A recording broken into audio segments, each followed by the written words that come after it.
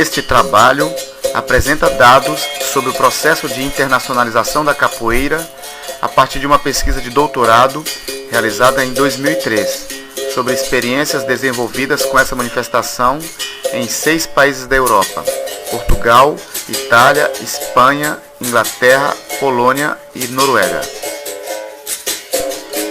Quando muitos capoeiras brasileiros começaram a sair do país, a partir do início da década de 1970, para ganhar o mundo e trabalhar em grupos folclóricos no exterior, em busca de apoio e reconhecimento, não tinham ideia da magnitude que esse fenômeno viria a ter 3 décadas depois.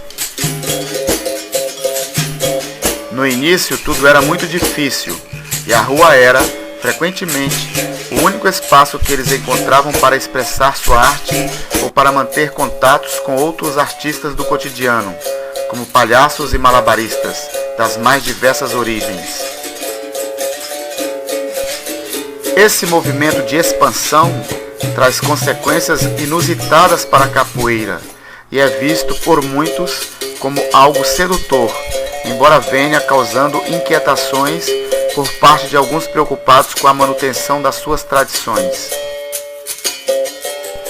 Convém destacar que o grande interesse dos estrangeiros pela capoeira se desdobra imediatamente em 2 desejos: conhecer o Brasil e falar o português.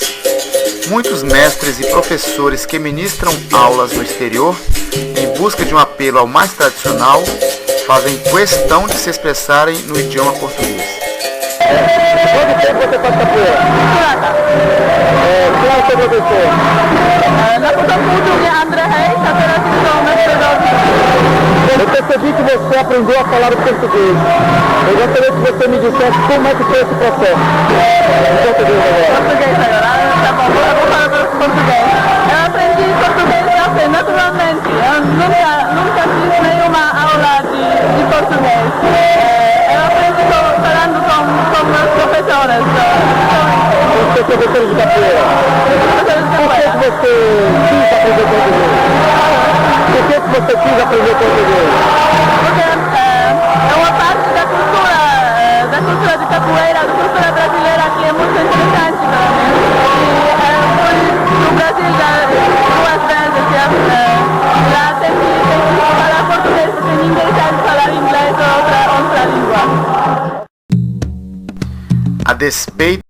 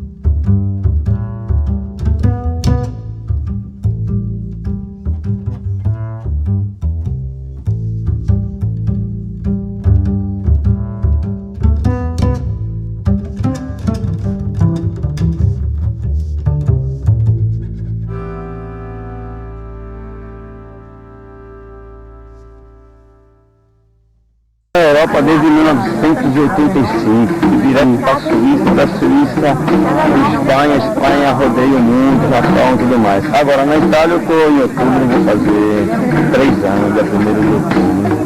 Vim aqui através do mestre Chiquinho, que esteve lá em Barcelona, para a Itália. Você veio do Rio, São Paulo? É paulista. Eu sou criado no Capitães da Areia, São Paulo. Palmeiras das Areias. Palmeiras das Areias. Agora eu estou na Itália também fazendo um trabalho de pesquisa, receita de formalmente em Nápoles. Mas a receita de o maestro mais antigo na Itália é o mestre Canela. Ele é um senhor mais ou menos de 52 anos. O mestre Canela fez a festa de 20 anos dele. 3 semanas atrás. Lá onde? Em Viterbo. Ele tem um aluno dele, discípulo dele, que é o mestre Coruja também. E se formou o mestre agora não, né? Formou-se o mestre Coruja, se não me engano, faz 5 anos ou 6 anos que o mestre Coruja começou a ser mestre. É o primeiro mestre europeu. O primeiro mestre europeu, né? Ele é italiano. Eu não vi o nome dele, mas é Coruja. É o mestre Coruja. E dá aula também na faculdade. É um cara jovem, muito disciplinado, foi no Brasil, na federação, faz 3 anos, apresentar o trabalho que foi concebido a ele. É um mestre mesmo. Eu sou um pássaro, ninguém me segura, já me sinto lá. Eram frases prontas, frequentemente proferidas por um dinâmico professor recifense, que apesar de ter sido deportado pelo Serviço Alfandegário de Portugal, retornou via Espanha para as terras lusitanas e vem levando a vida com uma grande aventura, mesclada de flutuações e incertezas, mas com muita arte e alegria contagiante.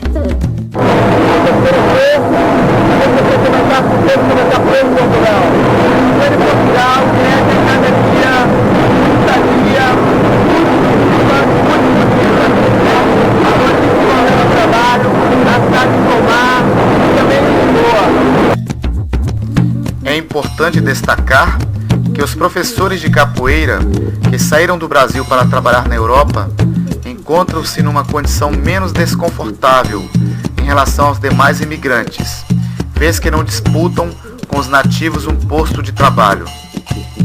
Mais um representante da capoeira de Portugal, brasileiro, é o representante mestre Barão, sou formado, sou aluno do mestre Bandeira, mestre Turismo, e tem meu grupo Lagoa da Saudade, que é ligado lá, mestre Bandeira.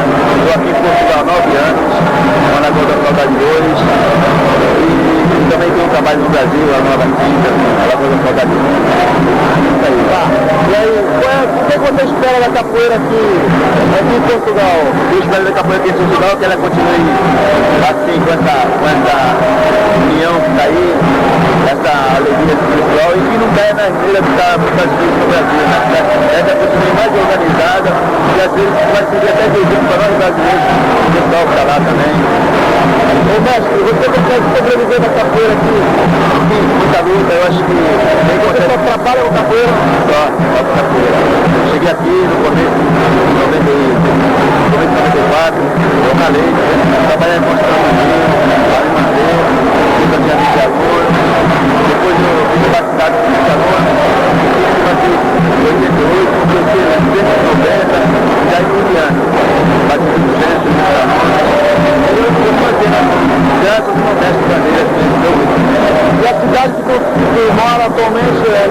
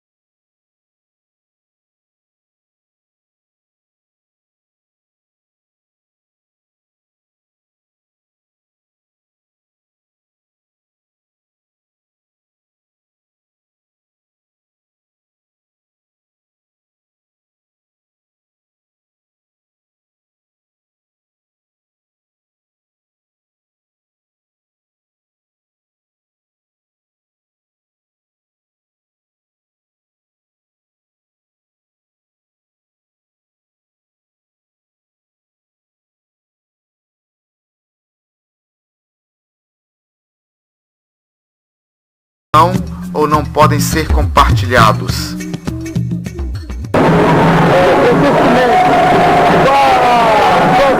Expectativa em relação à capoeira em Portugal. Eu já venho fazendo capoeira há 6 anos e acho que vai crescer bastante, está a desenvolver muito, já cada vez espalhar-se mais em Portugal. Antes era só Lisboa do Porto, agora já há escolas em Évora, no Faro.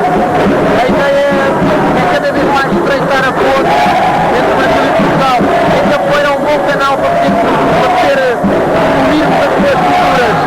Acho que tem tendência para desenvolver, mas tem que haver um certo controle. Acho que há muita gente que chega cá, imigrantes, brasileiro é imigrante cá, e às vezes falha um bocado e se esquece um bocado alguns valores e usa um bocado a capoeira como um veículo para em certa parte às vezes ser um pouco, não ser o mais correto.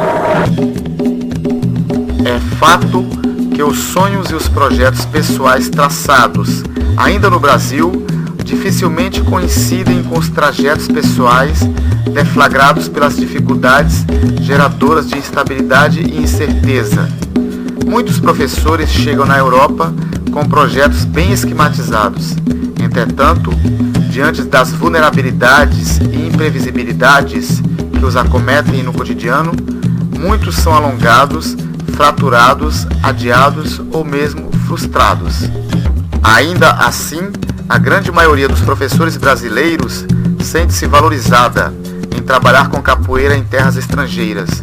Afinal, esses aventureiros destemidos consideram-se portadores legítimos de uma cultura exótica, e o estrangeiro sempre se mostrou fascinado por ela.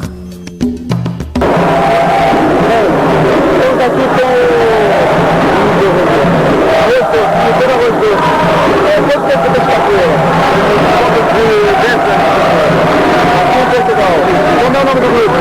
Posso depois negar. O nome do responsável dentro do ano. Os principais problemas que você vê na capoeira de Portugal. Acho que são várias fases de Portugal. Uma fase mais que estavam muito afastadas, e encontrar. Agora, este é um bom exemplo disso. É uma fase que já passou muito a entrar, na minha opinião, numa nova fase, porque já há um intercâmbio muito maior que já se pode fazer eventos e as pessoas têm que fazer.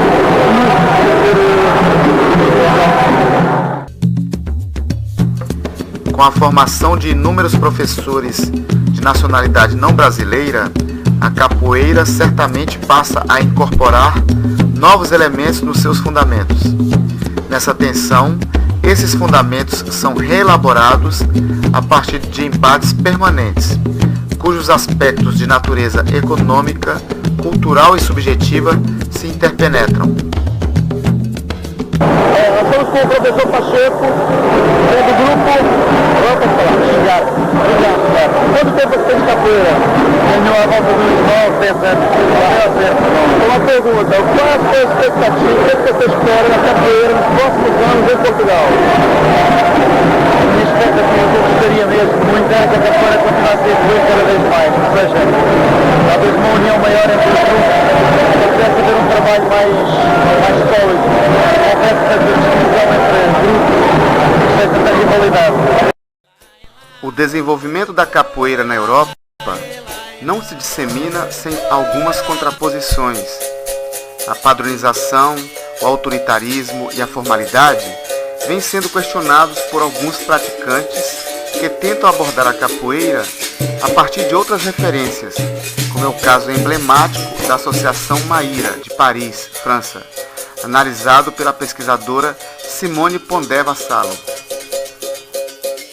Segundo Vassalo, a Associação Maíra foi criada em 1989, é formada por capoeiras franceses e de outras nacionalidades, descontentes com seus mestres brasileiros, considerados excessivamente autoritários.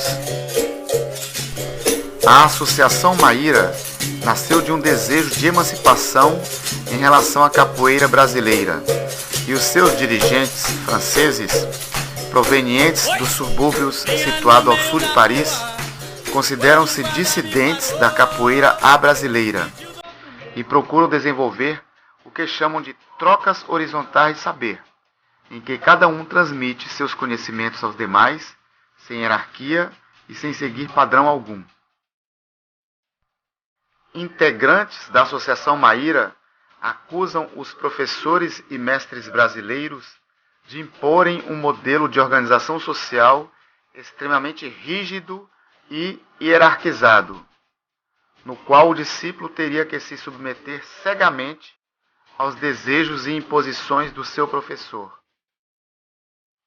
As críticas dos integrantes do Maíra não são endereçadas apenas aos mestres e professores brasileiros, mas se estendem a toda a sociedade capitalista neoliberal. A organização do espaço e de suas atividades expressam o ideal de liberdade individual que eles tentam cultivar. Não usam uniforme, participam das rodas quando querem, não são obrigados a usar graduações e não se deixam contaminar pela mídia. E o aluno não é obrigado a realizar aquilo que o professor sugere. Para Vassalo, a experiência do Maíra explicita uma contradição. Os capoeiristas brasileiros, geralmente negros ou mulatos e originários das classes populares, saem de sua posição de oprimidos e se tornam opressores. Os franceses, na condição de alunos de mestres brasileiros, ocupariam o lugar dos oprimidos, invertendo as relações de dominação. Mais do que isso, a capoeira como um todo deixa de ser uma luta de libertação para encarnar um modo de exploração e dominação.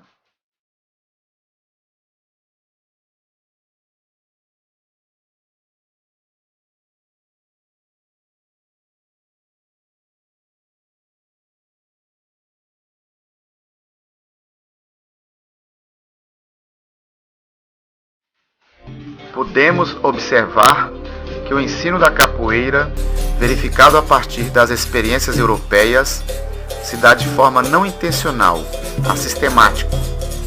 Os capoeiras, apesar de não explicitarem uma clara finalidade objetiva de se educarem, educam e se educam. São exemplos de educação não formal.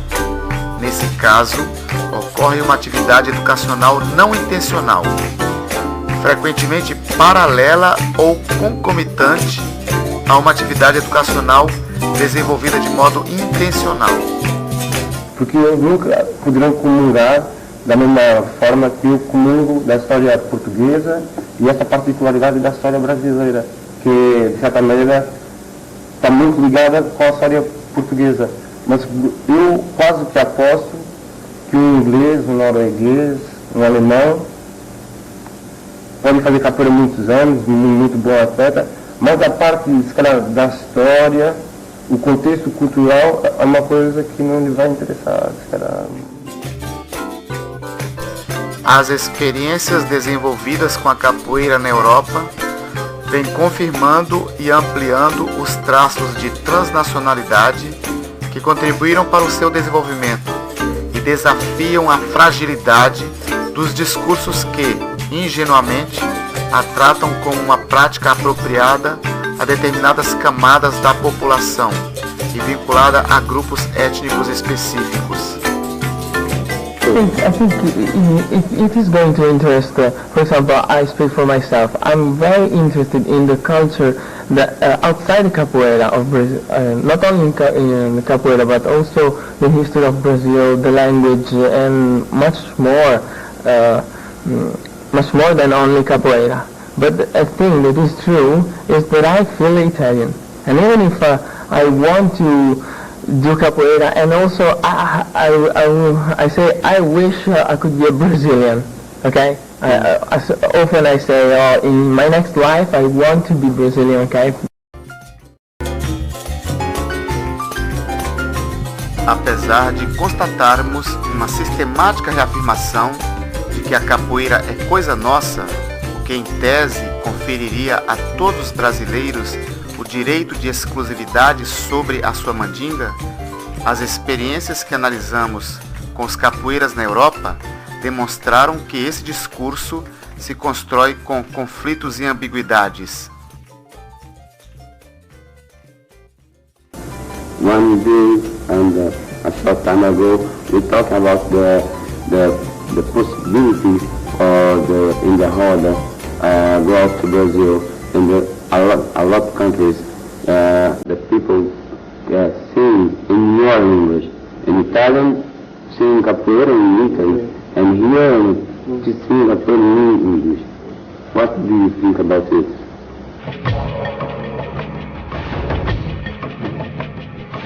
A capoeira pode até ser coisa do Brasil, mas também é de todo o mundo, à medida que, para ser ensinada, praticada, transmitida, construída, ela precisa ser compartilhada, dividida, multiplicada.